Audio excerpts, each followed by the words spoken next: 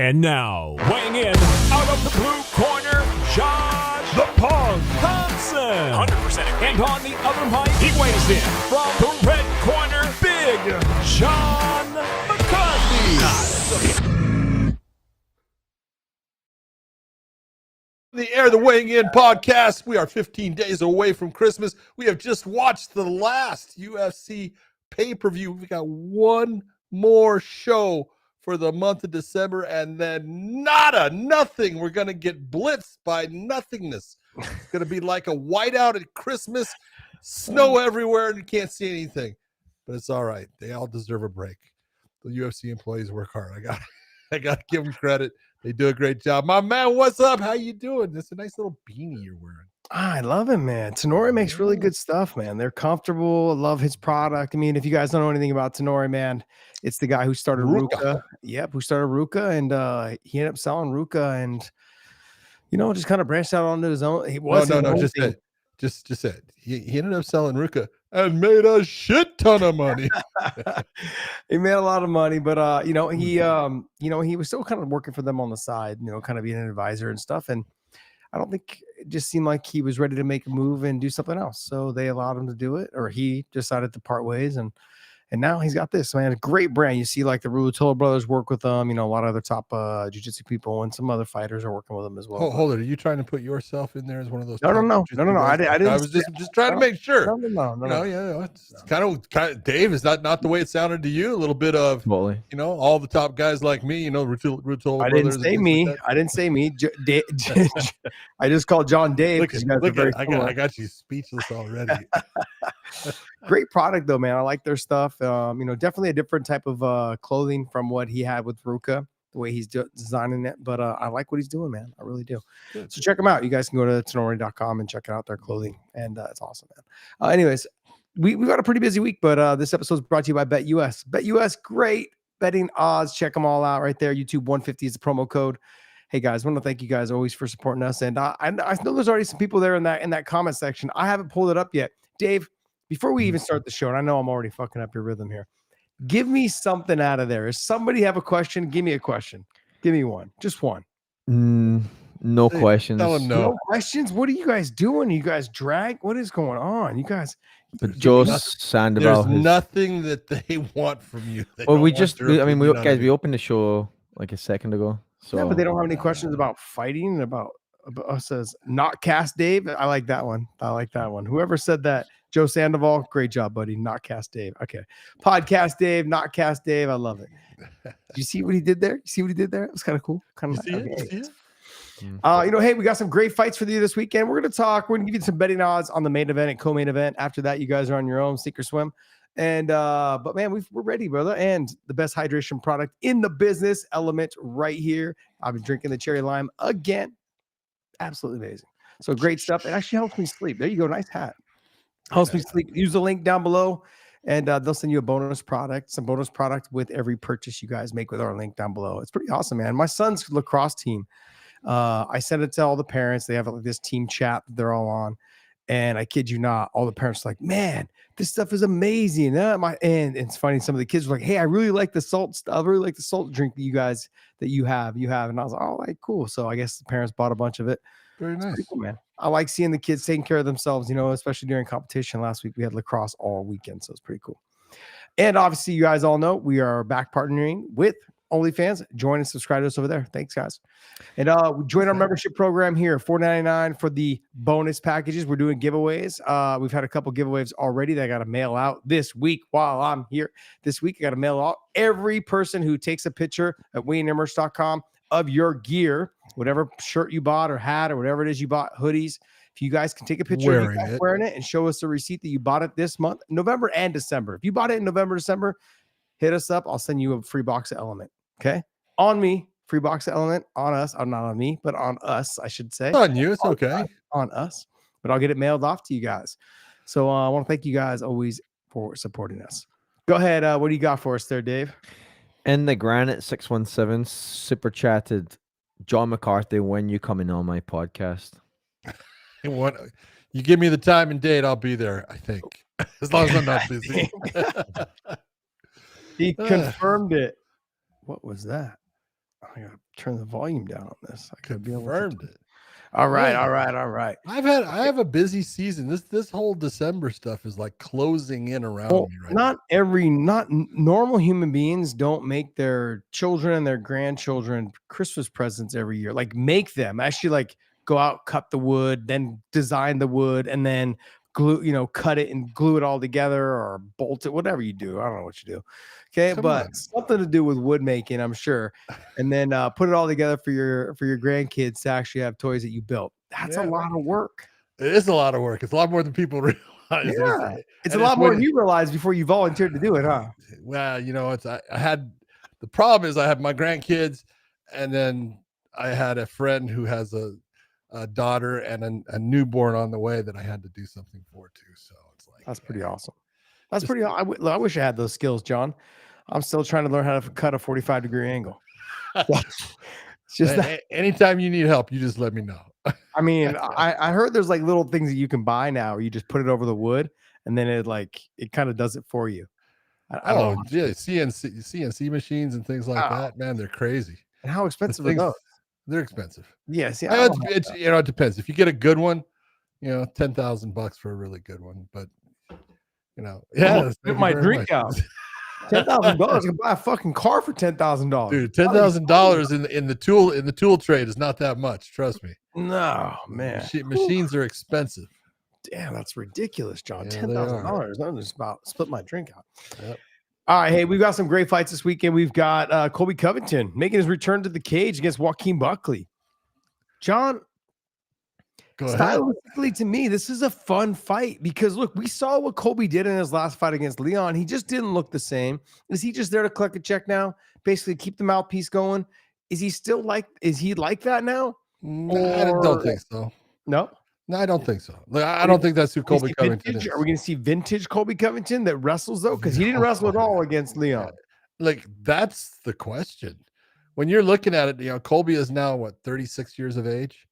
And I'm telling you something about, that 170 down. 36 is a age that some guys start to tail off a little bit. Maybe, I'm not saying it's him, but he's always had a gas tank. He's always been that guy that's been able to utilize his wrestling to take people down and just grind on them. And in his last performance, it was anything but. Now, he said he had an injury. He broke his foot. I'm not going to sit there and say that's not true. He was swollen like a balloon. It was swollen like a balloon. But, I mean, you take a look and you go, everything that he's done in the past tells me he's got a gas tank. He can wrestle. So that means he has a chance at beating a lot of people. Joaquin Buckley, and this is, everything's about career paths and where you're climbing or if you're declining. And right now, Joaquin Buckley has been on the incline, getting better and better with every performance, looking good, moving up in the rankings. And Colby is that guy that's trying to hold on to that ranking. He wants to still be in that position to possibly get one more chance at putting the belt around his waist, the undisputed one, because he was the interim. But this is going to say a lot, and I do think it's a fun fight. I think you're right. I think it's an interesting fight because if there's one thing about Buckley, first off, he's fast, he's physically strong, and he's got a good gas tank. Now, I have seen him get tired earlier on in his career, but he has seemed to have worked his way past those problems, and I haven't seen it lately. So he's a guy that, all the things that you're looking at when you're looking to say who's going to win the fight, most of them are pointing towards Joaquin, except for the reputation that Colby Covington has.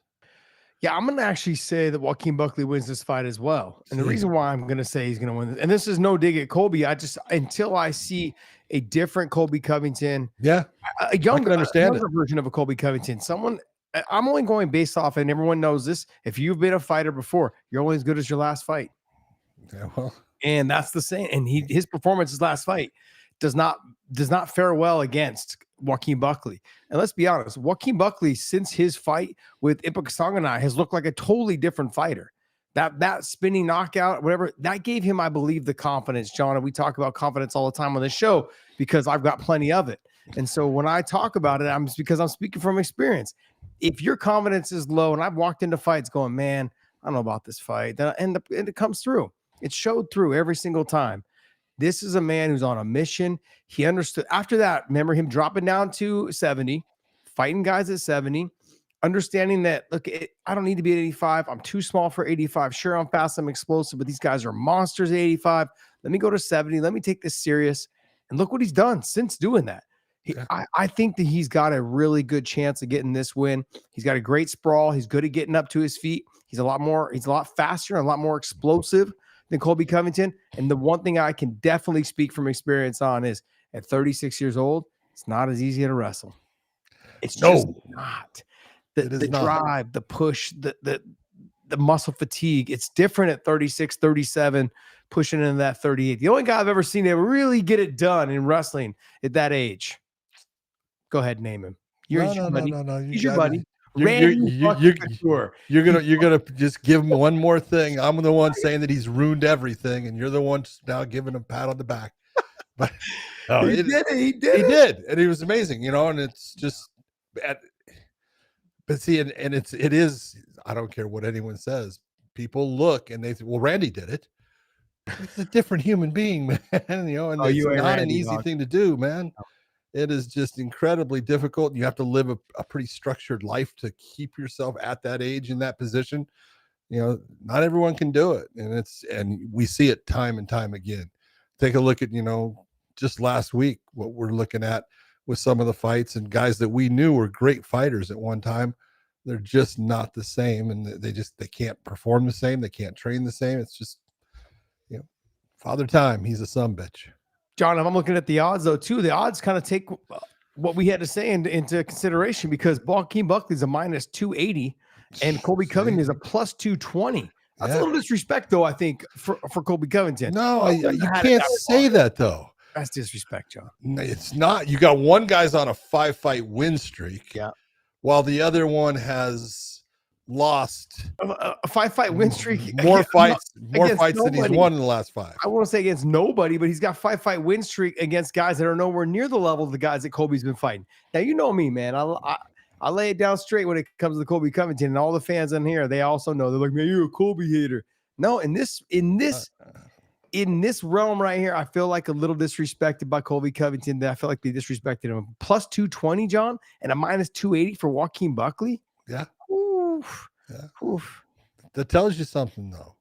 What does it tell you? It tells you that the odds makers are looking at the same thing that you and I are looking at. I got one fighter who's getting a little bit older. He has not performed well in his last fight.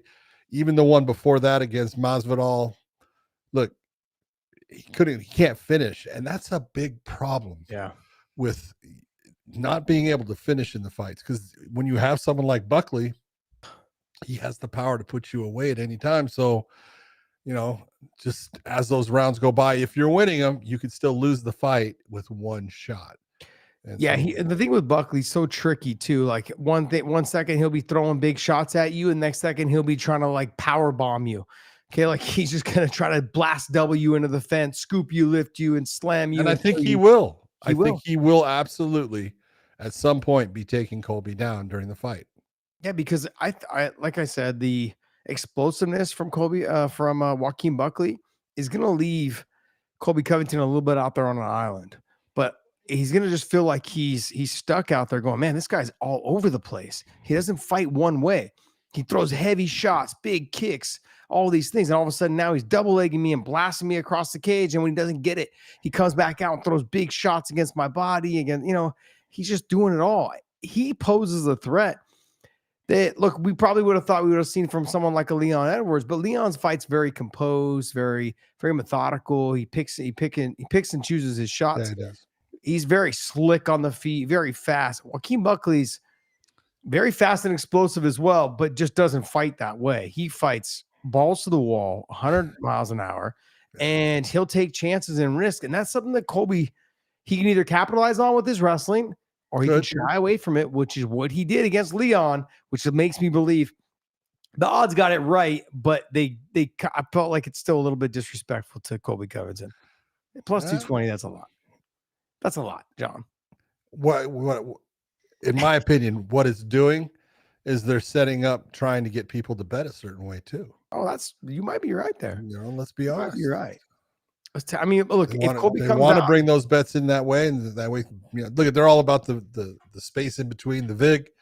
But if you can get people motivated towards going towards that person, that's what your job as an odds maker is. John, let's take a look at this though. Look at the guys, okay? His guys. Look, he fought RDA. He fought Robbie Lawler. He fought Kamaru Yeah, he fought RDA at what year? When did he fight RDA? 2018. 2018. Okay. Fought Robbie Lawler in 2019. Fought Usman in 2019. Fought Tyron Woodley in 2020. Every one of those, an older fighter. Yeah. Every single one of them. Usman. I mean, Usman, it wasn't super old. It's not super old. He lost to him too. Yeah, no, I know he lost to him. Okay. But what he didn't do though with Usman in both his fights, he didn't wrestle, John. Because he wasn't going to out wrestle Usman. But my point is though, is that when you no matter what this says, doing it in the cage is a different thing. Yeah. And then the wrestling against Masvidal, sure, he was able to wrestle, but he had no other answers for that. He was just hanging on him, kind of just wearing on him, light shots, kind of like the little rabbit punch shots. That's about it. And then he fought Leon, didn't wrestle at all. I think the speed had something to do with that. Leon's slickness and the speed, which is exactly what he's going to be looking at with Buckley. Yeah, he's looking at a physically more stout and physically more powerful person than Leon. But someone that doesn't leave. But Leon doesn't leave himself. Leon is slicker. Yes, exactly. Leon is slicker, and Buckley will get into the brawl at a time. Sometimes, but he's been getting away from that and been very good with his footwork. Yeah, his creating of angles. That's why he's been getting the wins. He's a guy that you can sit there and say whatever you want. He looked really good against Stephen Thompson. He looked really good against I want to say Rozabov. Okay. Who is has a great record, is a good fighter. And he looked good against Vicente Luque, who looked really good just this last week. So he's been fighting guys that you look and Stephen Thompson's a little bit older, I understand, but Stephen is still that guy that he's hard to deal with. He's fast, and he's faster than Colby.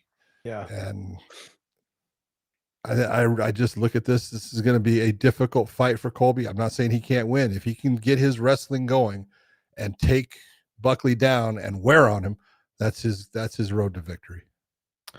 That's right. Look, I saw one. There's someone on here named Taz. You call me Daddy Josh. I know. You can just call me Daddy Josh all you want. I get it. I read the comments. All right. Let's go ahead and go right into the co-main event. What you got there? Cub Swanson's versus Billy Quarantillo. Well, before we go to Cup, look at those fingers. Go for it, man.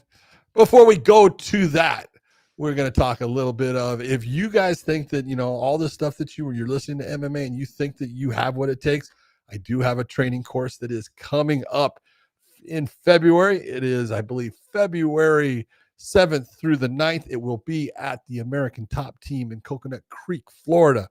It is a judging and a reffing certification.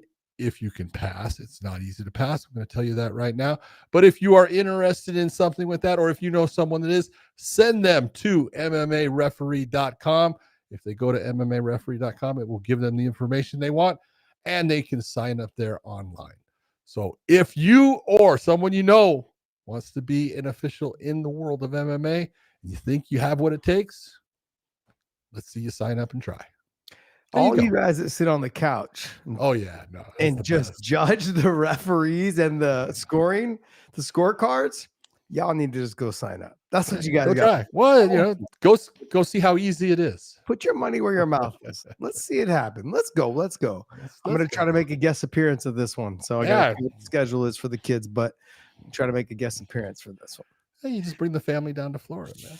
Yeah, I could do that too. Come on. February in Dallas. It's cold.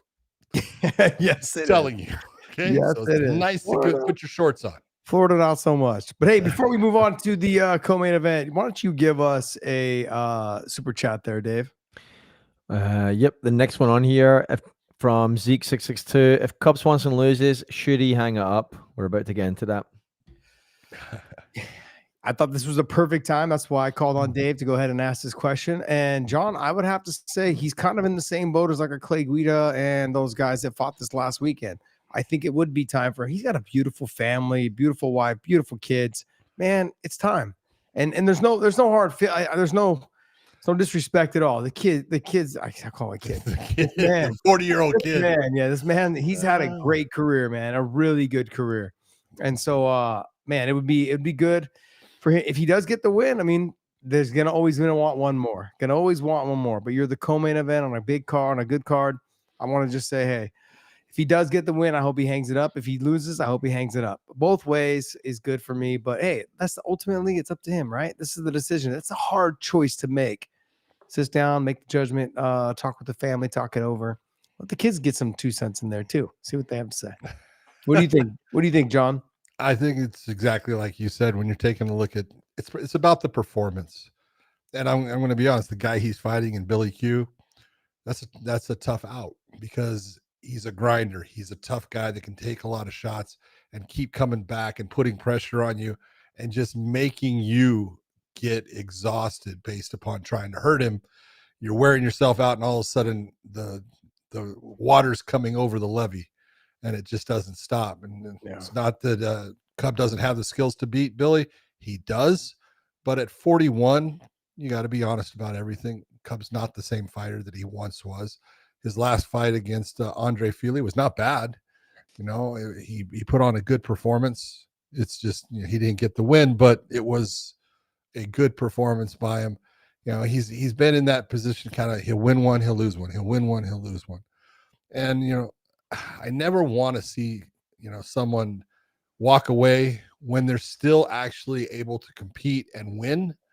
You know, it's the whole thing is, can you win? And if he wins this and he wants to do another one, it's like the Jim Miller story. I'm all for it. Go ahead. But if you don't win, you know, at 41, what do you have to prove? Yeah. You know, you're not there as, you know, you're not looking for titles. So, you know, is it the paycheck that's so important? Yeah, he's part owner in the UFC gym, you know, with Michael Bisping, which is a great thing for him. And you've got so much to look forward to. He's got, like you said, Kendra's his wife. He's got a beautiful family. He's a great guy. I don't want to ever see him get damaged. I agree. So, I agree. Especially with all the little ones he has, man. They're all running around. Oof. You got your hands full, dog. Better save some of that energy. About to be like Podcast Dave running around after another kid. Jeez. Watch, all of a sudden, Miss Tarian's gonna go, baby, it's gonna be triplets. Oh, dude. I'll tell you what. One can only hope. That would be a special day. Oh, man. Podcast Dave having more than just one. Oh, that'd be great. I'm trying to keep going. Well, You've been enjoying the practice, dude. That's no. This is the one, Dave. I'm telling you right now. Wow. This is the one, because look, you got Benji and you got Lincoln, right? Right. Okay, and they're semi close in age to 3 a years. point. What's that? 3 years. That's 3 years difference. That's how mine were. Mine went 3 years, 3 years, 3 years. But it's great when you have two of them, because if you have to, you can, you know, pick both up. You got two arms. You ain't got a third arm. And My wife has then, two. yeah, well, then you hand one off to the wife, and then you're stuck with the two again. And it's like, my arms are getting tired. When one kid runs to the road and the other kid runs to across the parking lot, you got to make life choices on which kid you love more, Dave. And then if you have a third one, I mean, now you're really making choices. Oh, I'm telling you, the third one throws a damn wrench in the works, man. I'm just telling you. Nah. I can't wait. My mom did it with 3 on her own, so if she Look, can do it 3 on her own, they're awesome. I'm not saying anything, but I'll tell you what, it absolutely takes some of the fun out of it. I'm excited now. I just can't imagine it not being fun. I don't know. Oh, it's work. I mean, I have two, and I mean, I've had 3 because Dave, I've been supporting his ass forever. You're also like 55 years old. Yeah, this is true. It's hard to keep up with a 27-year-old at 55 years old. All right, Cub Swanson versus Billy Quarantillo. How do you see that fight going? Honestly, I think it's a fight that's going to be very difficult for Cub to win. Billy is just that he's the pressure guy, and he's good on the ground. Cub is good on the ground. His stand-up is very basic but solid. He comes forward and he throws a lot of volume. big time volume coming at you. And if you are not prepared to move your feet consistently and make him reset, he's going to be in your grill causing problems for you. He's just the younger fighter right now. And I have to go with Billy in it. John, I'm taking a look at the odds, though. They got this fight a lot closer than the Colby Covington Joaquin Buckley fight. They got Cub Swanson at a plus 130 and Billy at a minus 160. Okay. I mean, and the over on this is at 2.5 minus 145, and the under at 2.5 is plus 115. I mean, look, Cub's proven time and time again he's a dog, and I think that he'll probably this will be one of those fights that goes the full 3 rounds. I'm not going to rule him out. I think he's got a good chance of winning this fight. Okay. And I understand him having to deal with the pressure, but I think, like you said, Billy's more of a volume striker. He's not really a power guy. Where Cub, he lands a good clean shot. Cub's been known to be a pretty damn good finisher. Yeah, he is. I think if he's able to get Billy to respect him a little bit on the feet, it'll make Billy a little less likely to just be lunging in, throwing volume. That's where you're wrong. Okay. That's where you're wrong.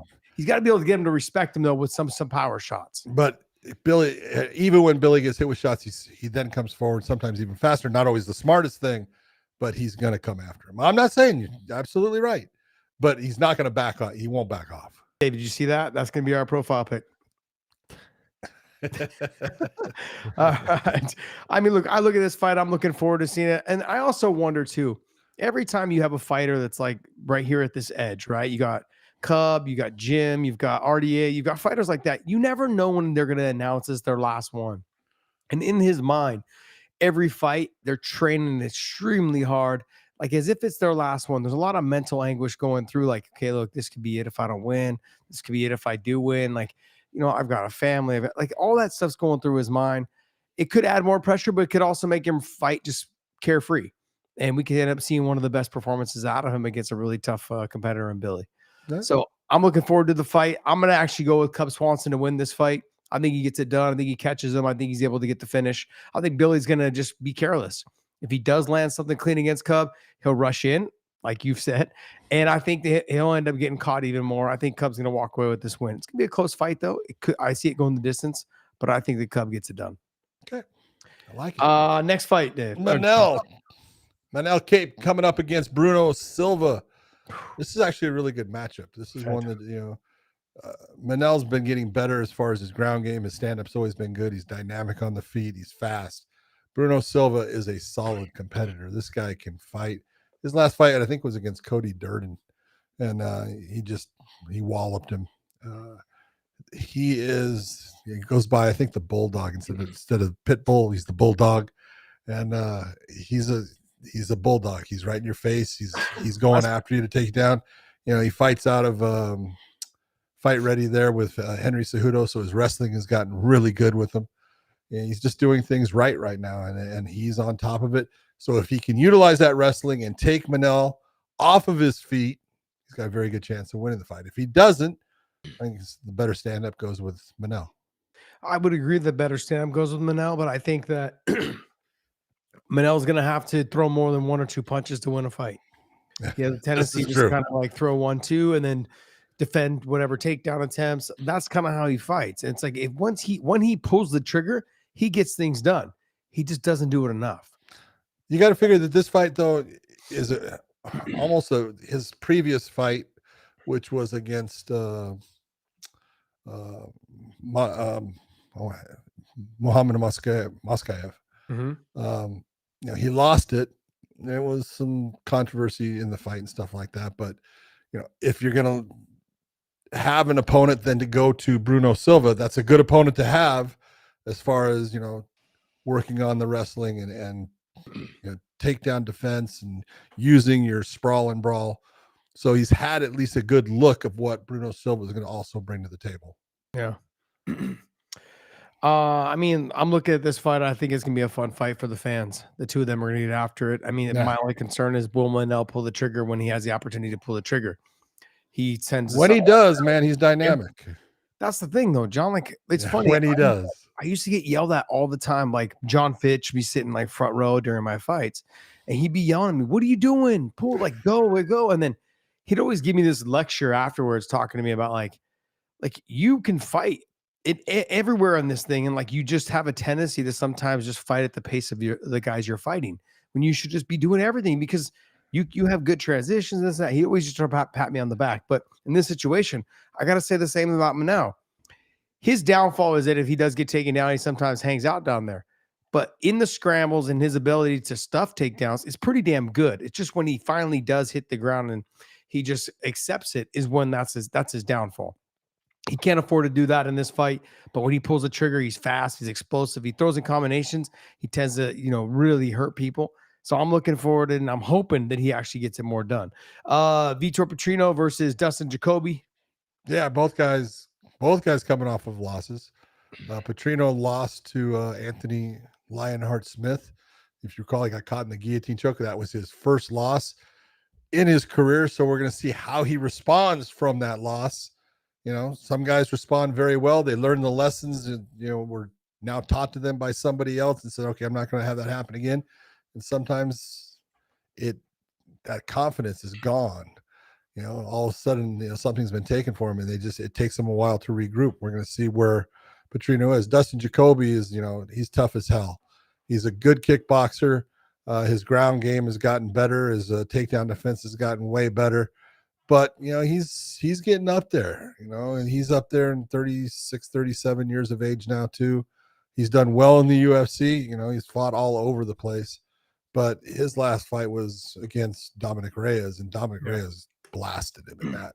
So Petrino's going to try to take him down. He's going to try to get him off of his feet.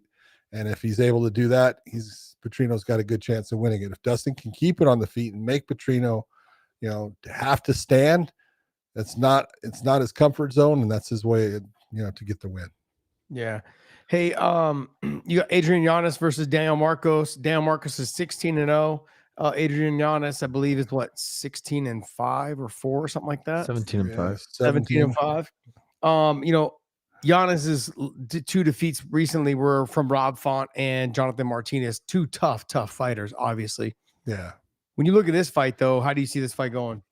Look, I think it's going to be on the feet. Both of them got really outstanding, stand-up games. Yanez has looked good lately. Marcos he's got that swagger now, man. He's been walking through everybody. He is in that position where he's good on the ground. It's not like, he doesn't fight there, but he likes fighting in the stand-up. And he's on fire right now. I really think it's going to be a tough fight for both guys because they kind of, cancel each other out a little bit in the stand-up. But bombs are going to be thrown, and I honestly think someone's going to get knocked out. I would agree with you. And John, is there any other fights on this card you want to talk about? There is the fight. It's got Sean Woodson against Padilla. And Sean Woodson is that strange looking, he's got the strange build of his body, super long and lanky, very good boxing. Looks like he's slow, but he gets things on target because he throws straight shots. Going up against Padilla, and Padilla has been showing that, he's the real deal. So I think that's actually going to be a pretty good fight.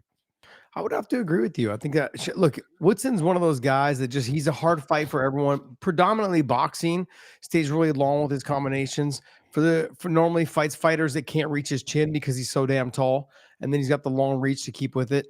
The push kicks and the jab or the kicks and stuff, he doesn't use them enough, but he should. But the long range boxing is what he does really well. So as long as he keeps his back, I think, off the ground and off the fence, I think he'll have a successful night. We're going to find out, though. Oh, one thing we got to bring up is we said the thing about Miranda Maverick. It's not true. Well, no, she is going to have a baby, but there's a baby mama that's going to be carrying the baby because of whatever reasons that they have. So she is going to have the baby, but she's also going to fight. So good for her. Yeah, there you go. Good for her. I just saw the what do they call it? Ultrasound? Yeah. I just saw the ultrasound. I was like, oh my God. And then I saw her in the car. I was like, okay, it must not have been true. Or no, they have a birth mother video that I saw. Okay. Yeah. So, but I know we put that out and then I was like, oh shit, we were wrong. It isn't her. We were right, but we were wrong. Yes, exactly. Dave, before we jump into anything else, we're going to not move on, but we're going to talk about this real quick. Hey guys, subscribe to us over there at that OnlyFans. We continue our partnership there. We do a live show on there also, normally towards the end of the month. Dave, what are we going to be doing that tonight? Oh, we're doing it tonight. So right after this, we're going live. Right after this tonight, live on OnlyFans. Subscribe to us. It's free, guys. Join us over there. Have some fun. You got Demetrius Johnson, you got Stipe, you got all these other fighters that are on there. Plus some pro surfers are on there, some Formula One racers, a couple boxers are on there. I mean, like there's plenty of athletes on there. Don't worry about any of the other smut. You won't see it unless you subscribe to it. That's on you. Okay. Just follow us. That's all we really care about. We're going to be over there. We're doing our live show tonight. So if you guys have extra questions you want to hit us up on over there, hit us up over there. Also, want to tell you guys, I love this product. It's called LMNT. Use our link down below in the descriptions. 1,000 milligrams of sodium, 200 milligrams of potassium, 600 milligrams of magnesium. And I got to tell you, I sleep way better. Did you say 600 milligrams of magnesium? No, I said 60 milligrams. Did I say 600? Said 600. Oh, man, my bad. Sorry. 60 milligrams of magnesium. 60. I sleep way better when I do a half a can right before bed, probably about an hour or two before bed right now, like when we're talking. As soon as we get done with this, I'm going right to bed because I'm old. But it helps me sleep. I get a way better night's sleep. Also, too, I drink another half can in the morning when I do the cans, and I feel like I'm awake now. It's almost like I use it as almost like a pre-workout in the morning before I go get a little run in, do whatever I can. So, hey, thank you guys so much. Support us. The link is down below in the descriptions, and they will send you a bonus package with every purchase. And last but not least, this episode is brought to you by BetUS and powered by BetUS and the odds. And we gave you guys the breakdowns on how to make money in this bet, on how to make money from this with our picks tonight. You want to hit some super chats really fast? Yeah, let's hit up the super chats. Let's have fun. Right. MD asks, after Amanda beat Irene, if she called out Henry Cejudo, would that have been a better matchup than Paul and Tyson or Vitor and Roy Jones? You got to say that one again. Yeah, say the whole thing again. Yeah. I'm sorry. Yeah, Josh, pay attention. After Amanda beat Irene, if she called out Henry Cejudo, would that have been a better matchup than Paul and Tyson or Vitor and Roy Jones? No, it wouldn't have. Henry would just fucking smash fucking Amanda. Yes. Mm-hmm. Dude, like, wow, I didn't think we were gonna get into this. Amanda Nunes is remarkable. Yes. An incredible fighter. Okay, and I don't mean to in any way disparage anything that she's done. There's a reason why we have women's sports. Okay, that's just as simple as it gets. And there's the whole thing. Clarissa Shield comes out all the time wanting to fight certain male fighters, boxers, and it's like, stop. It's not. It is not a good thing to have a woman and a man fighting each other. But when you take ones that are top notch, there's a huge discrepancy in what they can do. And it wouldn't be a good fight for a man, and I would never want to disrespect her in any way like that. So not a good idea. All right. There's women's sports, there's men's sports. Yes, and there's a reason for it, and that's great. And that's the way it's supposed to be. Yeah, let's just keep it that way. Yep. And I do think it was a joke, but I probably was. Shout out to Shiz Akhmedov, who super chats. Josh, remember when you said you will let all the Khamzat fans know he gets tired in the comments? If Khamzat beats DDP, you have to write in the comments, I bow down to you, Khamzat fans. Deal? I like that. She'll take that deal. Yeah, you know what? I will take that deal. Look, if he gets tired in the second round, I want you guys all to say the same thing. I bow down to you, Josh. I bow down to your knowledge and experience, Mr. Thompson. It has to be Mr. Thompson. Yeah, and my concern has always been with him is like when he get into the second and third round. But it doesn't seem to matter because he very rarely gets there. That's true. So when he does get there, though, will he be the same fighter? And DDP's he's a big body frame, and I've seen work that Khamzat's been doing, like wall stuff, cage stuff. I've seen a lot of his grappling. I saw the full video of him and Luke Rockhold, and I was told that it was a lot closer than it looked, but then I saw the whole video. It wasn't closer than I thought, or not. It wasn't closer than people told me. Khamzat was phenomenal in that video with Luke Rockhold. He was working him grappling. Yeah, he was. And then I seen some other videos of Khamzat were training in Tiger Muay Thai and the grappling. I know he was working with a smaller guy. He's working with Kane Musa. Kane's tiny. Kane's 145, 155. But regardless, the things he did with Kane, the way he was able to attack the arm bars, the way he was able to kind of like lift and scoot, it was pretty impressive. I know he's a smaller guy, But overall, it was straight domination in that position too. You can see Khamzat just kind of goofing around. Hey, I give you the leg. Okay, defend the leg. Okay. So great performances by him. But yes, I'm down to go ahead and say that. What does it say? It says, I bow down to you, Khamzat. If he gets tired in the second round, I expect to see you back with that same energy, though. Okay. I expect to see you back. Hamish Van Heerden. Josh, get Trevor Prangley. Ask him about Drukas. Also, please try to get Drukas on. Well, I'd love to have Drukas on, and I could definitely reach out to Trevor Prangley, try to get Not him on easy to have Drukas on with the time change. The time change. Yeah, that's the hardest part. Like, there's been fighters, like I've been trying to arrange a deal with Mike Swick to get him on for a long time. Just he's in Thailand. It's just the time changes are very difficult to deal with. So, look, podcast Dave's already yawning right now, and so can you imagine if we had to try to work around that? His fatigue, and he doesn't have his third child yet. He's already yawning. So, but no, I'm definitely interested in getting Drukas on. I'm definitely interested in having Trevor on, which would be a lot easier. But it's difficult with the time changes. What else, Dave? Shizak Medov. Josh, be honest. What went into your brain when Khamzat dropped Gilbert with a punch and showed a funny dance by moving his hips left and right? Were you amazed by Khamzat's humor when he beat number 2 welterweight? Was I, man? This is the Khamzat show now, huh? I just play a full victim of this. I think the world of him. I think he's a fantastic fighter. My only concern is always going to be how much did COVID have an effect on his lungs? I've got friends that live here in Texas that were really good fighters, really good grapplers. Chris Brennan, he got COVID and it fucked up his lungs so much he can't even fly now. So he has to drive location to location, which is very difficult because his son was fighting in different areas. His other son was wrestling in college. And so he tried to make every duel that his son was competing in and out of state, and he couldn't fly. He had to drive. And so it was very difficult to watch or to talk to him. And he'd be like, hey, my lungs have never been the same. They haven't been the same. I have a hard time. He went and got stem cells up, CPI. He's seen some results. He's actually feeling the results as well. But it's just in that process. It's going to take a lot longer for him to be able to try to compete again in jiu-jitsu or grappling because he's not able to catch his breath. And that's kind of what I feel like we're seeing with Khamzat. So we're going to find out. We're going to find out how he does against DDP. And unless he finishes DDP in the first round. But I said, like I've always said, it just has to do with whether he gets the second, third, fourth, and fifth round. We'll see how he looks. In the Granite 617, only when you got the time, Big John. I think that's in reference to the original one about the getting you on the show. Yep. What is the name of the show, by the way?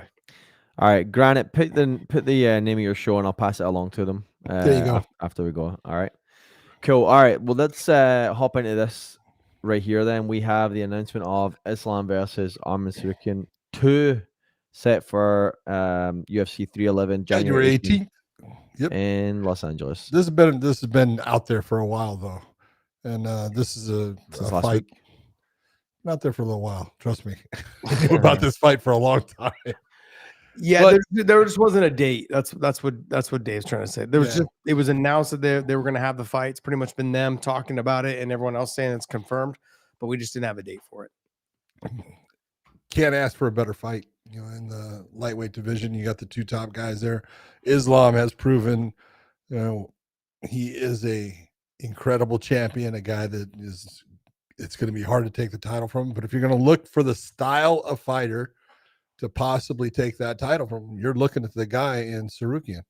Arman Tsarukyan can wrestle his ass off. His stand-up has gotten way better. He's getting smarter as a fighter. They have already fought once before, and Islam was able to get the win, but Tsarukyan is saying that is from a long time ago, and it's going to be different this time. And words are great, but actions are better, and we're going to see what's going to happen. It's a very tough fight for Islam. I have tough to fight for both of them. It is a very tough fight for both of them. This is going to be his toughest fight today, and I go back to throughout all his fights, and outside of like the first fight with Volkanovski, only based off of the weight cut situation. I mean, that was a very tough fight for him to have to power through on that, just knowing that his body pretty much shut down. Yeah. But I think with the full recovery, this fight's going to be still one of the toughest fights he's ever fought. I go back to that first fight. I know he was sick during that fight. He was on antibiotics. But that being said, all the weapons that Arman brings to the cage are all the things that Islam does very well. So at any moment, someone can be reversed. I went back and watched some of the highlights from that first fight. Armand was catching the knee and taking him down and making him fight for every position.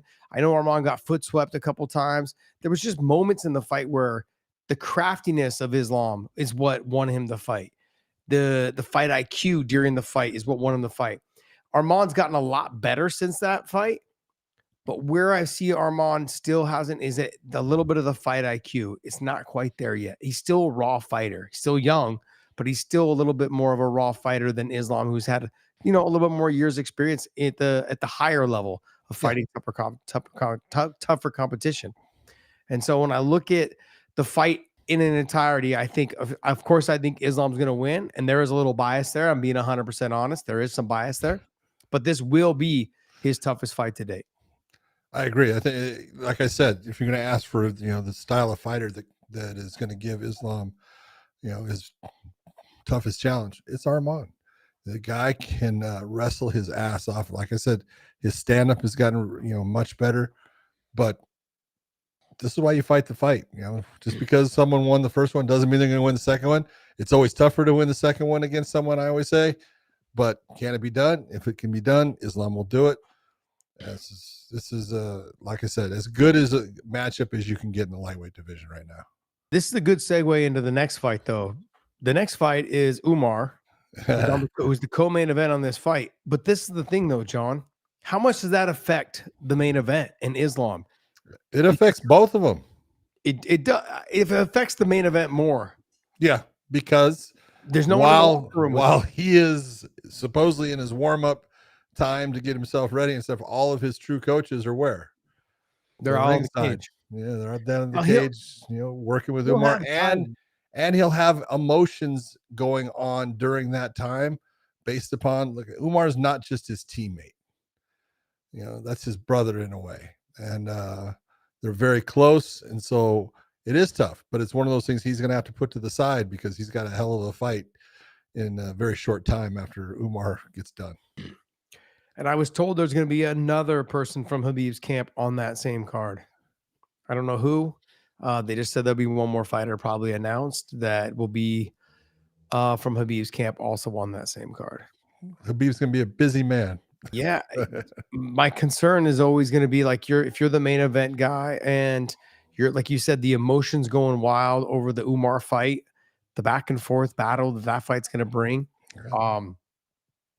That, and then Khabib's already out there cornering, Javier's out there cornering, whoever else the third man is going to be out there cornering, and then which guys are inside there with you, warming you up, getting you ready, because in a 5-round fight as a co-main event, which that fight is, the Umar fight, you don't warm up just yet. Sure, you've jumped rope and you've stretched and you've but you're not doing anything. You're just moving. Yeah, until they're about ready, till you see a submission coming, until you see something coming along, do you start really warming up? I really didn't even start warming up until I saw, okay, this fight's going one direction. Now let's start warming up. Okay, I know it could get finished here soon. I mean, obviously, outside of a fluke knockout real quick, I mean, it really just comes down to how do you warm yourself up in that situation? And it's your teammate who's back there with you, who's going to warm you up. I know they have that; they'll get that all figured out. You got time, but that's a lot of pressure to have one of your good, close training partners and friends fighting right before you in a 5-round fight because you don't know when you need to warm up. That's one. Two is the energy level. It's up and down. You're now doing this. Do you just turn it off and not watch it? I don't know if he can do that. I know I couldn't. I couldn't do that. There's no way I could do it. But now let's go ahead and break down the Umar versus Merab.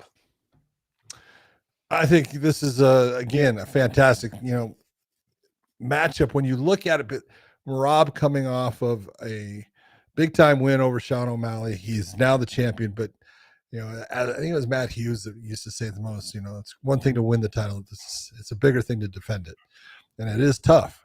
And especially for Merab, when you're looking in, that's a tough fight against Sean O'Malley. This is an even tougher fight for him against Umar. Umar matches up very well with Merab. And when I say matches up well with him, I'm not saying Merab doesn't have a gas tank, but so does Umar. I've never seen Umar get tired. Umar is able to push a pace along with Merab. His wrestling is damn good. I'm not saying he's quite as good as Merab as far as the consistency in Merab's attack for the takedown. He stays with it. He doesn't give in. He doesn't give up. He doesn't, if he's on his knees, he's back running and trying to run the person across the cage. He's always going, and you've got to be able to handle that type of pressure that he brings. The stand-up isn't close. Well, I'm just going to be honest with it. When you're looking at it, when I say the stand-up isn't close, when you look at Merab against Sean O'Malley, this is a one-way battle as far as Sean O'Malley wants to be in the stand-up. Merab wants to be on the ground. Sean O'Malley wants to keep Merab from taking him down, but doesn't even think about really trying to take Merab down. He did one time, I think, during the fight. He actually tried it, but that's not in his game plan. Where with Umar will take Merab off his feet. He will go towards the takedown. So it will be tougher for Merab at times to time things based upon someone could be coming for his legs too and trying to take him down. And when it comes to the stand-up, there's a huge gap in their technical abilities and what they do between Merab and Umar. Umar is much cleaner on the feet. He has got a lot of spinning attacks. Now, Merab's had some spinning attack wins. He had one against Rafion Stotts before he got into the UFC, which was a beautiful, spinning back fist that knocked Stotts out like 15 seconds into the fight. But it's not the norm for him, where it is the norm for Umar. I think Umar is the person that's going to be the favorite in the fight. Yeah, I would agree with you. I think Umar can do everything, just like he's another version of his brother Usman, and it's another version of Islam. They are well-rounded. They can do it everywhere. Foot sweeps, double legs, body locks, sags. I mean, they can do it all when it comes to the wrestling. On the feet, they're all very good. I said this years ago, and people kept telling me because Islam got knocked out in the one fight that he's lost, that his stand-up was trash and his chin was gone. And everyone keeps saying, I'm like, no, you don't get it. His striking is just as good as his wrestling, maybe a little bit, maybe not as good. It's like close to it. But Umar and his brother, they start out as strikers. Yeah, they started off as strikers, and their wrestling has now started to become as good as their striking. They've really put a lot of work into trying to make sure that they're some of the most well-rounded fighters in the world, and they're successful at it. I look at this fight and I think to myself that Merab has got to fight in a way that I don't know if he's comfortable fighting. He may not be able to get takedowns, and that puts him in a very dangerous world because Umar, even though he sometimes leaves himself out of position, he's very good at getting himself back into position to defend the takedowns. So if Merab doesn't capitalize on those moments when he has them, it's going to be a long night for him. If he can't catch him in transition, Merab can't catch Umar in transition in throwing leg kicks, throwing side kicks, switching his stance, whatever it is, throwing the kick and then coming back with the cross. If he can't catch him in transition to get to a takedown, he's never going to be able to get a takedown because Umar is not going to settle on bottom. And when I'm thinking about submissions, Umar, I remember him just coming up as a young kid and constantly asking questions, and his grappling has gotten so much better. And just talking with guys like Patchy Mix and other guys that are around the circuit saying he's tough. He's a lot better than I gave him credit for. If Patchy Mix is saying, hey, that guy is the best person that I've ever trained with. And look, Patchy's trained with both of them. Yeah, let's be honest. And he says of Umar, that's the best that we have battles back and forth. Yeah. And Patchy doesn't like to give credit to anybody. Let's just be honest. And don't blame him because hey, he's right there at the top of the heap and he wants everyone to know it. But yeah, this is one of those fights, and I love Merab as a fighter. I think he's fun to watch. I love his personality. I think he's great for the fans. I think he's always enthusiastic and happy, and I love the guy. Until he's trying to knock you out in the crowd. This is well, you know what? That's some of those is in it's not on Umar, but it's on fans of Umar. Yeah, I agree. But you got to look and say this is as tough a first title defense as you will find. No, I agree. I agree. Just the way that the cookie crumbles. Yeah, It's those kind of fights. cards. Right? Cards are going to fall a certain way. Sometimes you get a Yeah. 2, sometimes you get an ace. Yeah, it's he got an ace. He got the ace of Oh, spades. you got the ace. So, but no, overall, I think it's gonna be a great fight. What's next there, Dave? All right, let's hop into the same card here. We Yeah, I have like a third, huh? I love this one. We have a third fight announced here, and it's a lightweight bout at UFC 311 in Los Angeles. Dariush versus Renato Moicano. Yeah, Come on. it's gonna be a fantastic fight. I mean, Oh, the whole card is freaking awesome.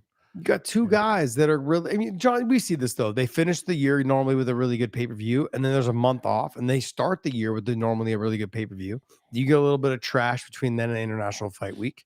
And then not trash, but you know what I meant. They're not as good of cards, pay-per-view cards, until like International Fight Week. And then they kind of take another little break until September, October, and then they do another good one there somewhere around Mexican Independence Day. Yeah. And then they wrap it up again. November. December. Rinse, wash, repeat. It's a cycle. If you guys haven't figured it out, it's a cycle. Awesome. This is a fantastic fight. Beneil coming off a loss. Charles Oliveira, I believe, was his last fight, right? Yep. Coming off that loss. Moicano headed up towards the title. Coming off a big win. Coming off of a big win. And a win where he went into it with a damn dislocated collarbone. He is a crazy bastard. That is not easy to do. I mean, have you ever broken your collarbone? I've broken mine. No, dude. I was a kid when I did. Well, I'm not gonna say how I did it, but could not lift my arm. Pulling the helmet off too much. No, being pulled by a motorcycle on a skateboard. Back then, the skateboards with clay wheels. Yeah. Like I was a water skier going too fast in the corner, the thing just slid right into the wall. Bam. Walls. No one accused you of ever being smart. No one ever did. No one ever did. Overall, though, this is gonna be one of those fights. I feel it's gonna be a fan favorite. They're gonna come out. Beneil doesn't know how to fight at like a pace. He just sets it. He just comes out and goes after it as fast and hard as he can. He's really good at off the scrambles. Go back. If I watched his fight with Gamrot, what a fight. Oh, yeah. John, the two of them were just like two ferrets on the ground, getting after it, on the feet, on the ground, everywhere. It was a fantastic fight. What about his fight against Jakar Close? Oh, yeah. Damn. But even his fight with the really good kickboxer, Edson Barboza. Barboza. Man, fantastic fight. But Moicano right now is on a tear. He's coming up. How will Beneil bounce back? And I believe that Beneil is the younger of the two fighters. We had this discussion, I think, most recently, right? I would say it's close. I think Beneil's 34, 35, and I think Moicano's 38. Moicano 38? I think so, John. Beneil is 35, and Yeah. then Moicano is I thought he was 35 as well. Oh, okay, man. Don't listen to me. I'm fucking retarded. They're the same month, same year. Yeah, they're pretty close. They're right there. So let me ask you this. The fight hits the ground. Who has the advantage? I'm going to go with Moicano. Wow. Grappling wise, like Grappling-wise. grappling, I'm going to go with Moicano. Yeah. I think they're both outstanding. Yes, but I think the way that Beneil has a little bit more of the advantage is that he scrambles all around to make things like he'll hit a Granby, then he'll like sit out. He'll do everything. He'll wrestle mixed with his jiu-jitsu, whereas Moicano is going to be more of a straight jiu-jitsu practitioner. If Moicano ends up on his back, he'll try to hit the armbar triangle, that kind of transitions. Whereas That ain't gonna happen. yeah, but Beneil is the guy that's just all over the place. He can try to pass your guard, side chokes, back. He's going to do it all. So it's just different. Where you're going to find out who's the better grappler is in the scrambles. Who's going to scramble better? And I think that goes to Beneil Dariush. But I think submission-wise and grappling-wise, I'm going to go with Moicano to be the better jiu-jitsu guy. It's a great fight. It's going to be fun. Fun fight. Next fight, Dave. All right, let's look at this next one. Here we have a fight for the February card. It's UFC 312 in Sydney, Australia on February 8th, and it's Weili versus Tatiana Suarez, and it's for the strawweight title. I think Weili's met her match. Could be. When somebody is really good at two things, but those two things go together to make one really good thing, really good wrestler mixed with really good jiu-jitsu. Like you have Mackenzie Dern, fantastic, probably the best one of the best in the world ever in jiu-jitsu, but no wrestling. Tatiana Suarez can fucking wrestle. She wrestled her ass off. Yeah, she can wrestle. And I think it also helps too that her fiance or her boyfriend, you know what? It's her fiance. Yeah, he's good. He's so damn good. So if your training partner is your man and he's probably the best 135 pounder on the ground in the world and one of the best just jiu-jitsu guys in the world. Yeah, it helps. It helps a lot. Yeah, it helps to have that coaching. Yeah. Yeah. So and they're hilarious. Man. This is one of those like I do believe that Weili is the physically stronger person as far as power in her hands. And in the stand-up, I do think she has a little bit of an advantage. But her last fight proved a lot of things about her on the ground. She's good on the ground, but she has difficulty with people that have that ability to scramble. And Tatiana's got the ability to scramble. She keeps on going after things and doesn't give up on a position. That's going to be a tough area for Weili to overcome. And this is it's all about timing and your placement and stuff. And Tatiana, for that weight class, is a tall, long fighter, where Weili is kind of short and stocky. And Tatiana uses those long levers really well with her wrestling, kind of like a John Jones does with his. She doesn't have to be perfect in what she does. She just uses those long levers to create situations where she's hanging on you. She's heavy. It's a tough fight for Weili. It is. Styles make matchups, and this is one of those fights where I feel like Tatiana Suarez has the style to beat Weili. What a story that it is, though, coming off of Tatiana being a cancer survivor, coming off of beating cancer, thinking her career was done, and now look back where she's at. Damn. This is insane. Insane, John. Insane. Good for her, though. What else you got for us, Dave? All right. And then we have another fight from the same card. Hold on a second. For some reason, MMA Fighting has two posters. One poster says it's on February 8th. One poster says it's on February 9th. Sydney, Australia. Days are changed. So, Dricus versus Sean, second fight. And it's for the middleweight title again. Go.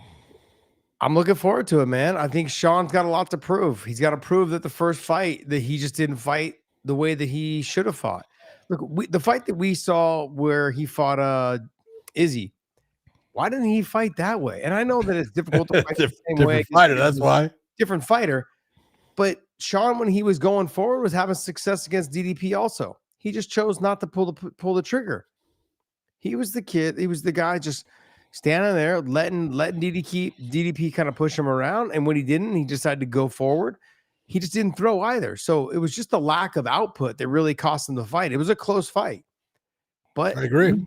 All he had to do was throw more. And I think he knows that. He went home and watched the tape. You see it, you hear it all the time. Oh, yeah. You hear it from the announcers, you hear it from us. You're going to go home and watch the fight and go, damn, what was I doing? What the hell was I doing? Yeah.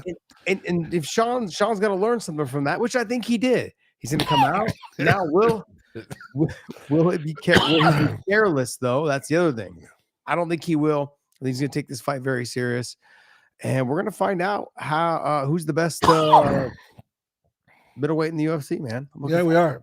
It will be February 8th for us, February 9th in Australia. But I look at this and fucking dying over there on me. What's up? I am I don't do that. Something caught me. It's funny that I swallowed my that blew in my spit here. What do you swallow? But John, that all came out wrong. I swallowed something in my spit and never mind. So, anyways, I think Strickland learned a lot from that fight, and you have to be in a position. Sean's got to move forward. If Sean's not moving forward, there's a problem. He can be static in just holding ground. But DDP in the first fight was able to put him on his back foot and move him backwards. He cannot do that. That is not the way Sean Strickland fights. Sean Strickland needs to be moving forward. That's the difference in winning or losing this fight. I agree 100%. This is a good segue, though, right into obviously all the trash talk between Sean Strickland and Mr. Khamzat. Oh and man, they've as been Sean going. likes to call him, cum shot. That's good. Don't call him that. I'm not calling him that. I said that's what Sean likes to call Oh, him. Sean. Okay, I thought you Sean said calls John. him I that said all the John time. doesn't call him that. I don't call him that. I know John doesn't call him that. Sean. I said Sean calls Got him. it. Neither one of us. First off, I don't ever want to run into that guy and get my ass. Okay. Just you never know. Look, I ran into ball jiu-jitsu guy. Man, There's a lot of those. anarchy. He said anarchy tattoo. Oh, fucking Jeff Munson. Jeff Munson. I ran into Jeff Munson on the top of the Eiffel Tower. John, you don't know where you're gonna run into these dudes at. That's true. That's true. And Khamzat's one of those guys. He's in Tiger Muay Thai, and then he's in Sweden, and then he's in all living over. in Dubai. It's like you never know we're gonna run into him ever. So no, I'm good, man. I'm not talking trash. Nope. Just about his cardio. That's it. That's all. Let's go ahead. Can you read that off to me, Dave? Read off what Sean had to say and Khamzat had to say. Khamzat writes out on X, "It's okay, bro. Haha. Let me ask." Sean replies, "LMAO. Sorry, I don't speak Chechenian whore. Kadyrov, listen up his leash, ? You got any Bitcoin scams to peddle? You hiding from any dictators?" Let's go over to the next one. That's the good one right there. Khamzat says, "Who is this G?" with a picture of Sean. I'm showing it to the fans right now so they can Sean see. with long hair. And then also writes to Sean, "Is this your father?" And it's a picture of Diddy. Jeez. I think it's fun. It definitely builds up a fight. You know, they train together for a while. I just wonder. I'm wondering. So if Sean wins the fight, we're going to see Khamzat and Sean. But Sean's already said, "I'm not fighting you out of the country. I fight in the U.S." And he knows that Khamzat can't fight here right now. That may all change. I was going to say everything changes. Well, Dana White's good friends with Trump and with someone that's got a little bit of power in the U.S. I guess. Be like, hey, can we get Khamzat in for this title fight? Just for this one, you can come. Yeah. I don't know. I look at the whole thing, and I know what happened when they trained together, and again, it's training, so it really doesn't matter. But the talk and all the trash that they're going back and forth with, good. Get it going. But Sean's got to win the title first. I agree. Look, I'm looking forward to the DDP and Khamzat fight too. So whoever Khamzat has to fight, I'm looking forward to seeing Khamzat fight either one of them. I'm sure he's going to eventually end up having to fight both. Yeah.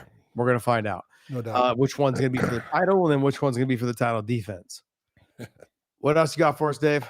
All right, let's look at this next one here. Connor and Chandler had an exchange on X as well.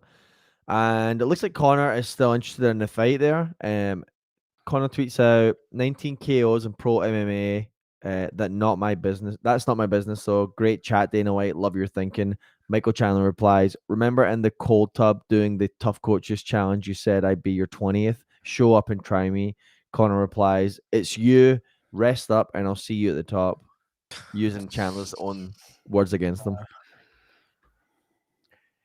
What's very cringe about this whole thing is that Chandler's begging for the fight. He's been begging for it for 2 years. It's got to the point where, I mean, you waited 2 years and you come out and you lost your last fight. And then now, you're back online, basically chasing after the same guy, begging for the same fight. I don't get it. I don't understand. I thought 2 years was too long, but I thought after a year, I'm like, you know what? Your body's rested. You've had some time away. I think it was good for him because his fights before that were some fucking knockdown dragouts. But this right here, reading this, John, it's very cringe. It's very cringe. Chasing after someone to try and get a fight and bringing up like old memories as if like, what the fuck? Just really weird to me. Just strange to me. I look at it right now. Connor's got enough problems. Fighting is not something that I honestly think is in his near future. I disagree with you. Go ahead. The reason why I disagree is the best way to get the spotlight off of that is to do what? do what everyone loved you for to begin with. And I know it's not easy to do, but I'm simply saying history has shown in the past with sports, you get into mix-ups with ladies and or whatever, anything else, real problems, criminal problems. The best thing to do is to win a championship. The best thing to do is to get active and make people start talking about other things that you've done. Oh, he shot for 80 points in this game. Oh, he threw 6 touchdowns. He caught 4 touchdowns. Whatever it is, it gets people talking about something else. And I think honestly, the best thing for him is to get back in the cage as soon as possible. Okay, let me ask you this. When you take a look at what is occurring with a lot of his businesses based upon the losing of that, you just let those slide? Because you can't put your attention on everything. You can't put your attention to training for a fight and put your attention towards saving a business. Doesn't work. John, he just lost $100 million. He's gonna have to make that money up somehow. Fighting is the number one way to try to get back into the good graces of those companies, or he's not gonna get companies. New companies will definitely take a chance. Absolutely, they will. So I didn't say that. I said he's not going to get in the good graces of those companies that dropped him. Those are gone. Okay, they're gone. Okay, new companies will slide in. I didn't say they wouldn't. I didn't say they wouldn't. I didn't say they wouldn't. We know that like one opportunity leaves. As long as you're doing what you're supposed to be doing in terms of if he fights and he wins, I think new companies will slide in. Well, then it's the way of the world. Then Chandler would be a good opponent for him. John, the guy from United Healthcare that got shot and killed, right? Suicide, basically just homicide. You just said suicide? I didn't say suicide. I meant to say homicide. They put his job up the next day on some job thing, basically for people to apply for his job. That's what happens. Oh, somebody slides out. Someone dies. Someone else going to slide in, and it's going to happen that quick. So I think what happens is I think he tries to get back into the cage as soon as he can. Now I don't know if he will because I've been some of his tweets are going out there. Did you see the ones with DJ he wrote? I guess apparently. Dave, you got those? No, that was the one you said you were going to send me. Remember? Okay. Oh, okay. I'll have to pull. Let me pull him up real quick. I can do a quick search as well. Yeah, he had a here we go. I got it on the news. He wrote on some of these. He says MMA Uncensored. So I'm just going by the MMA Uncensored stuff. And his thing was he got on Twitter and he's talking about DJ and how DJ was offered the fight against Pantoja for like $2 or $3 million. And he's like, you baldy little Jap, lowest earner of all time. How much does Xbox cost? Ha ha ha. Says traded for Askren. Ha ha ha. I don't know. Like someone needs to just take his phone away when there's fights on. I don't get it. I just don't get it. Like the guy's at 125 pounds. He's one of the greatest of all time. I can't explain it. Hold it. Rants like that don't 10 help. title defenses? Something like that. 10 or 11, I thought. 10 or 11 in the UFC? Yeah. Pretty good. That's insane. How many title defenses did Conor have? 0. Yeah. But he won 2. But he won 2 different. He did. 2 different weight classes. He did. Give it credit. He did. Look, you know what's funny is when I was reading I read something on DJ, basically said he was offered the money and he's like, he said, I get my black ass to unretire. Mm-hmm. Absolutely spectacular. I love that. He's like, why? He's like, I got a little money in the bank. What did he say there, Dave? Go ahead. Can you play it? I'll play it for you. Hold on. Let's play it. Hold on a second here. Oh man, Dave. Boy, failure. I had no idea. And he goes, "You're also retired. You haven't fought in a year and a half." I was like, "I know, son, but sometimes that doesn't understand everything, But besides that, it was a good fight by Alex Pantoja and Kai Asakura. And was I a little surprised that he called me out? A little bit because, one thing when people, if you know who I am and you know me as a person outside of the cage, when I say I'm going to do something, I mean it 1000%. Like I'm not a guy. I'm black and white. It's either I'm in or I'm out. And when I said my black ass is retired, everybody out there, I don't sell false dreams. I don't sell wolf tickets. I don't sell none of that bullshit. My black ass is not coming back. I'm 100% behind him. That's it. I love him. All right, change that video. Get that video off here. It's off. All righty. Look, I thought it was very sincere and very direct. Very straightforward. Like when he says he's gonna do something, he's gonna do it. And look, when he left and he went to one, traded, whatever you want to call it, he got paid pretty damn well. Yes. To go over there. Yep. And he's sitting pretty now. He's sitting pretty right now. So he's enjoying his life, and good for him. He's got a beautiful family. He's a cool dude, man. Really cool guy. So great. I'm happy for him. But there's another topic about retirement. You know, DJ's not coming out of retirement, but Aljamain Sterling is talking about retirement, John. Yeah. What in the hell is wrong with this guy? Nothing's wrong with him. He just had a hell of a fight. He came up on the short end of it, even though it was super close. He performed beautifully, but those hurt. And, you know, when you're getting to the point in his career where you have already attained that title, you have been the guy, you have been the champion, to climb that ladder again, it's rough. It takes a commitment. And sometimes, you know deep down that you just don't have it in you to make that climb again. The commitment isn't there. I'm better off getting, specific fights that, make me excited and things like that than it is having to fight whoever they decide is the person that I need to beat to get that step back up. I don't blame Aljamain, and he's got nothing to prove to anybody. He was a stellar bantamweight champion. He fought his ass off against really good competition, beat guys like Henry Cejudo when people thought that he wouldn't, beat Peter Yan. Exactly. Especially the second time, and, had an unbelievable performance against Corey Sandhagen to get to that, point. Look, he's got nothing to prove. I don't in any way look at him as if he decided to walk away. Good for you. You've had a fantastic career, carry on with your life, but I would love to see him continue on at the 145-pound weight class and have super fights. Look, this is the way I look at it. Ilia Topuria is already talking about going to 155. Yep. If he goes to 155, Aljo's right there. You've got Evolov there. You got Yair Rodriguez, Diego Lopez, Max Holloway, and Max is going to go to 55. He's already said. So yeah, Volkanovski's going to be there. Let's be honest. He's top 5. No, there's no doubt he's top 5. I'm just simply saying, like, if Ilia goes up, he's your kryptonite. Like, he would be like probably your biggest kryptonite. It would be Ilia Topuria. Yeah.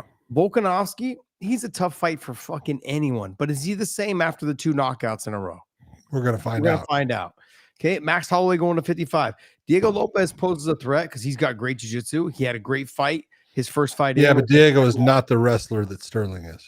He's not the wrestler, John, but he's a scrambler and a good jiu-jitsu guy. Yeah. So he's got something there too. Like his fight with Evolov was very close as well, very good, and coming in on short notice, and it made a splash. That's what got him where he is. Those 3 guys can all make that run. I think Yair, I'm not going to knock him. I'm simply going to say he's been so up and down, and the inconsistencies. I don't know where he's at, but I think for someone like him, he's kind of tailor-made for Sterling. The takedown, the jiu-jitsu, that's a way that Aljo could get a win. Outside of that, there's really no one else. You got Brian Ortega and you got Arnold Allen. Ortega's going to 155. Okay, there you go. So now basically you guys are the top guys. Lopez, Evolov. Volkanovski, Lopez, Evolov, Sterling. Yeah. And I agree with you. Yeah, I mean, we're going to see if Volkanovski's still the same guy. That's those are questions to be answered. But I don't think, look, I'm a huge fan of Sterling. I know I gave him a lot of flack for the first Peter Yan fight. I'm simply going to say, doesn't change my, and I know he had some words for me and this and that, but guess what? Doesn't matter. I'm still a fan. I love the way he fights. I love the way he grapples. I love his style. I love everything about it. His tenacity, his wrestling mixed with his grappling, his backpack, all those things. Fantastic fighter. Do not retire, because right now at 35, you're going to kick yourself in the ass. If you step away right now, within a year, you'd be like, fuck, I could have made a run. It's too late now. That run's going to be gone. If you step away that long at 35 years old, it's not going to be the same. The younger guys, the guys like Arnold Allen, the guys that are down there, Lerone Murphy, they're going to be coming. They're going to be coming. They're going to be very difficult for you to fight. Stay on your path, buddy. This is perfect for you. You're right there. Taste it. Those other guys are going to be, Ilya's going to be out. Volk, I don't know how much longer he's going to fight if he's still the same guy. There's guys there. You got Evolov and you've got Lopez. Those are your guys, man. Those are the three guys you got to really worry about and contend with. Arnold Allen also. Yeah, Arnold Allen for sure. He just doesn't give himself enough respect. Arnold Allen, he doesn't believe in his skills enough, and I've constantly said that. Hey guys, get your super chats in real quick so we can try to get this up before we wrap up. Dave, what else you got? Yeah, we'll wrap up on a couple of these super chats before we go over to OF for the live. Lazy Bed, I'm just gonna weird super chat, but I'm just gonna read it and you guys can answer how you want. Lazy Bed asks, guys, who pulled the most tail on early UFC roster? I can't tell you, buddy. I wish I could tell you, but I can't tell you. Early UFC rosters in my era, I can't tell you. John in his era probably shouldn't tell you, but there was some fun times. The UFC after parties were the best.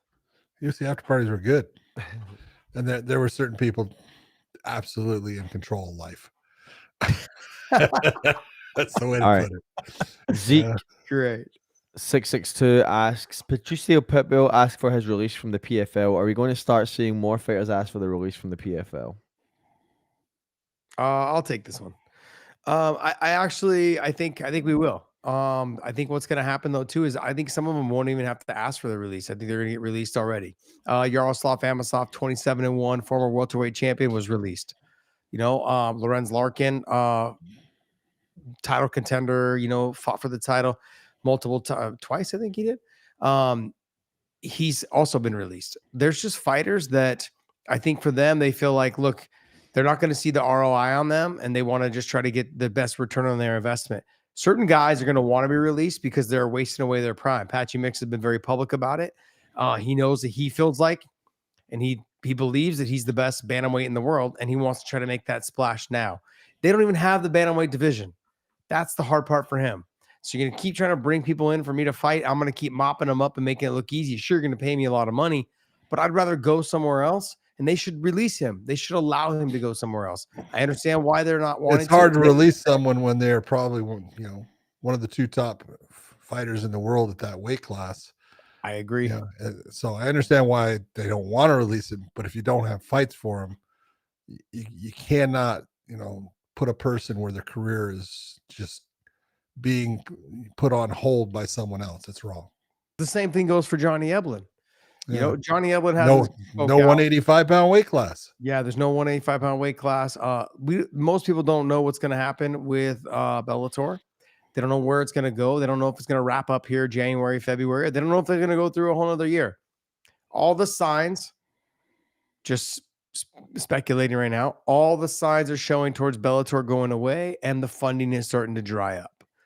I look at their business model. The tournament situation has been done before multiple times. It's just a very difficult format to continue to follow and actually produce viewership and for people to follow along. People want to see the best fighters fight the best fighters. That's it. That's all they want to see. It's no different than, look, I just got in this big, long debate with Bobby Lashley the other day about how Bronny James got into the NBA. He left college. And it's like, if I'm someone who owns tickets and I pay $300,000-$400,000 for season tickets to the Lakers, I'm not trying to see Bronny James because he's not the best basketball player on the court. He wasn't even the best basketball player on his college team. I was going to say, not even on his college team. Yeah. Well, I'm not trying to knock him. I'm simply saying I want to see the best athletes on that floor. I want to see the best athletes in that cage. And that right now, that business model for the PFL is not that. Okay. And it's not a knock. This is not a knock at all. 3 guys won. I believe it was 3. It was Gazi Rabadanov. It was Hizriev. Who else? Yag Shamirdov. They all became millionaires. All 3 of those fighters were prelim fighters on Bellator. No, what I mean by prelim, I mean like they're on the main card, but they weren't main event. So that being said, and they go to PFL for the first time and they dominate and they win $1 million. They win the tournament. There's other fighters for them to fight in Bellator. There's other fighters for them to fight around the world that are just as good to see the best fights for them. And we're not getting that with the PFL. And that business model doesn't show success. It just doesn't. When I pay for that, when I pay for pay-per-view, I want to see the best fighters in the world fight each other, or at least the best ones that you can acquire to fight each other. Maybe I'm wrong, but that's my take on the situation.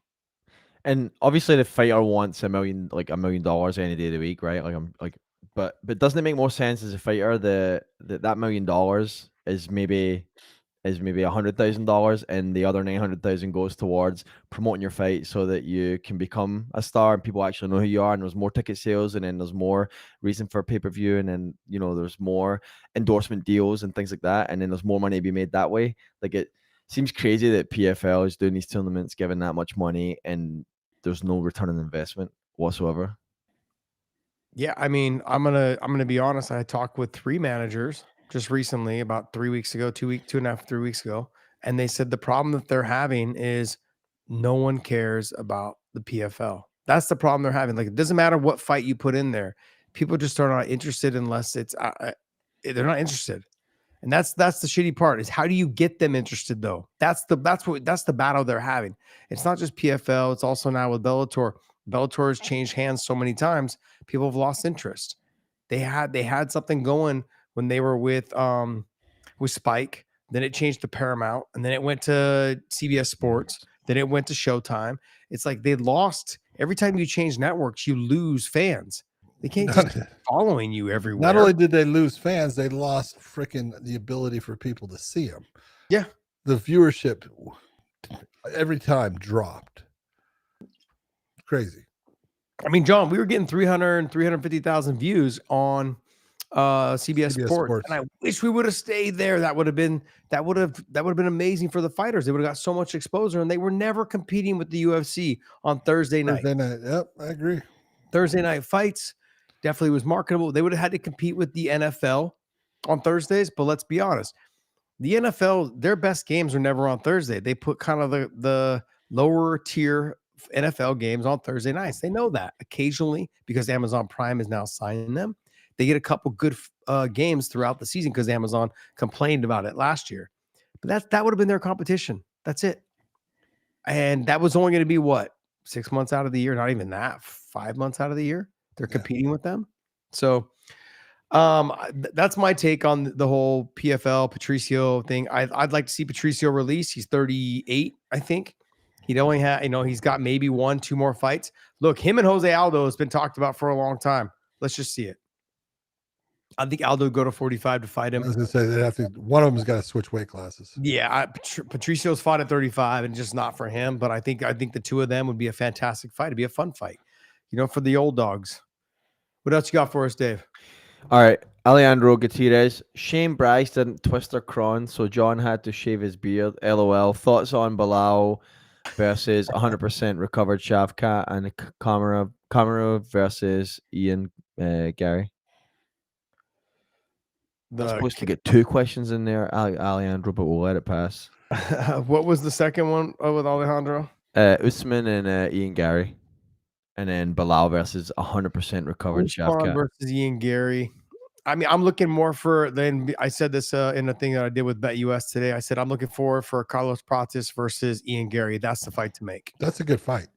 The reason why I say that is, let's not put, Ian Gary hasn't done enough to me to prove that he deserves to fight a Leon Edwards yet.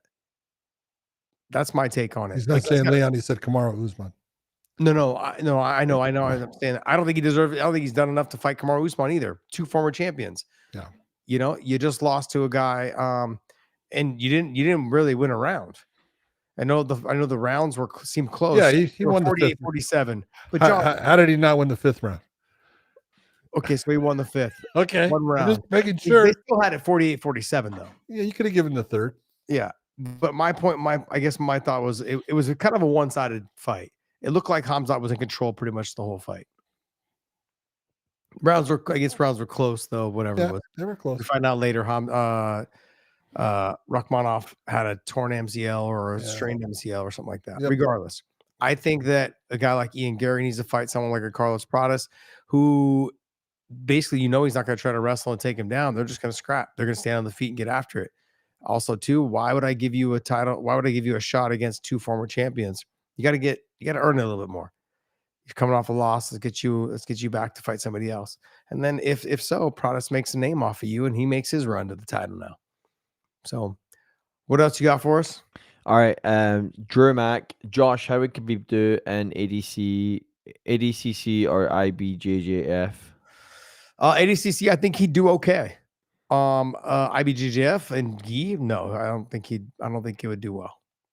Just personally. I mean, I know there'd be some scrap in there. Sure, he'd probably do pretty well in terms of his weight class and getting down there. But I think in ADCC, I think he'd do pretty well. It's super hard to finish, super hard to submit. Just guys would have a hard time taking him down.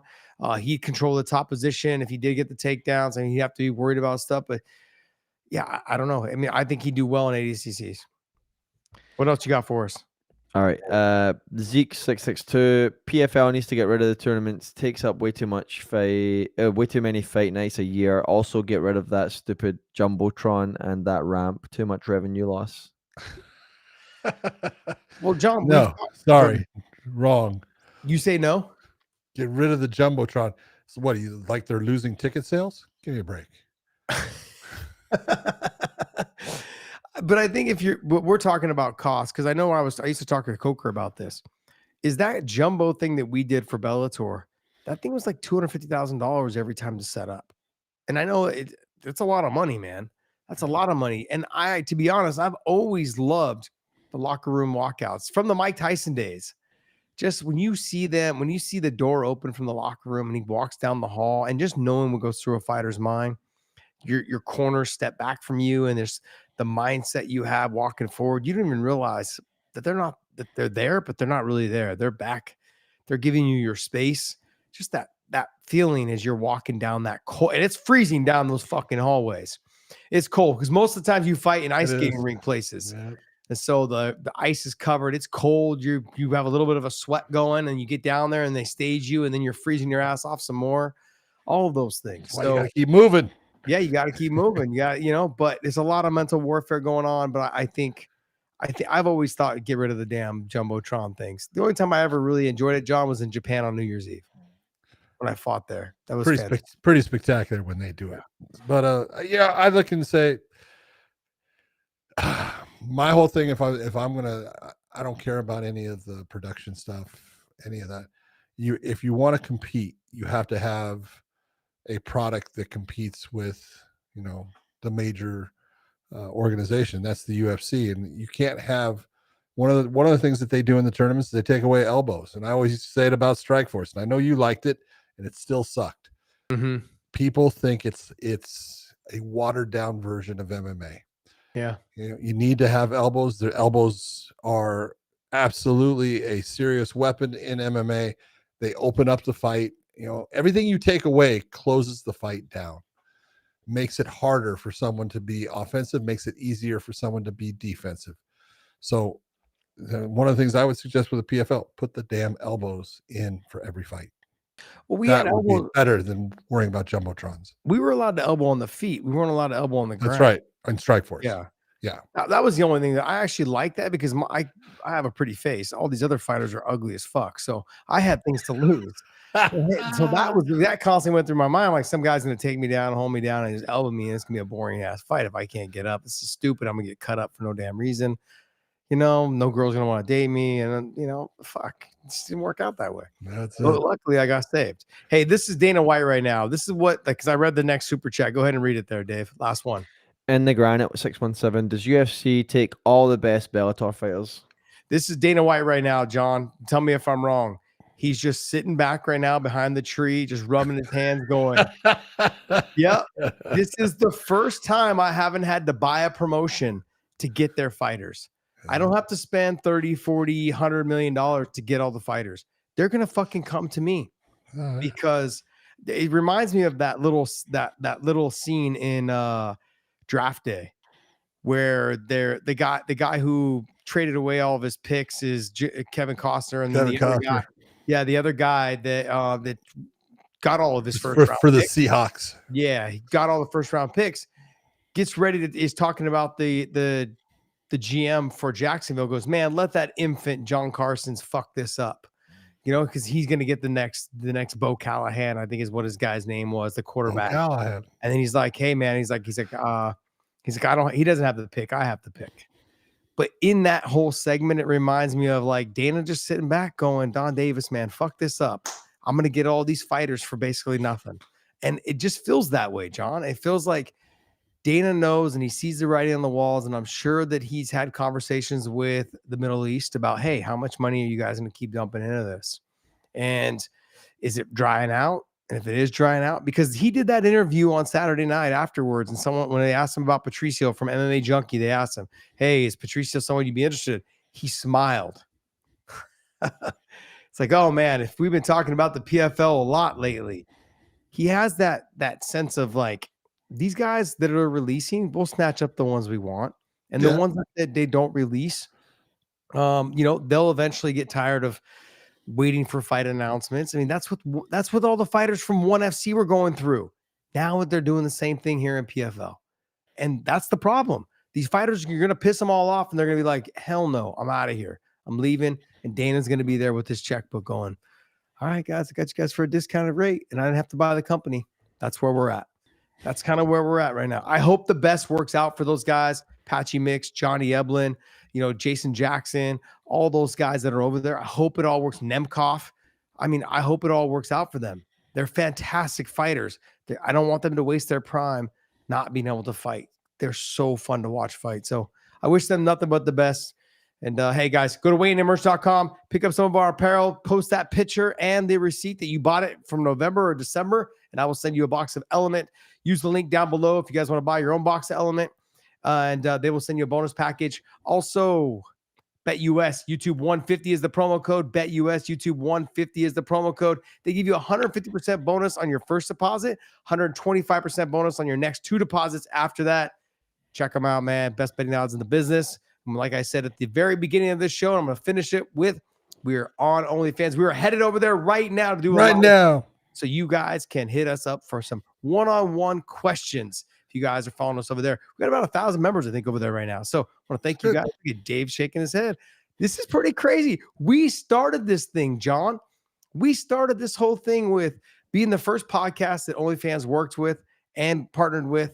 And now we have 1,000 subscribers. I mean, I know we're no Paige Van Zandt, but hey. No, we are not. We are not. But she has certain assets that we will never have. That's one way of describing it, John.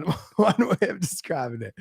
Hey guys, head on over right now. We're doing a live show over there on OnlyFans. If you're a subscriber, join us over there. And John, take us away. For everyone out there, I hope you enjoyed the show. Be good to someone. You got Christmas coming up, Hanukkah, Kwanzaa, all the good things, and the New Year. So be kind, and we will see you.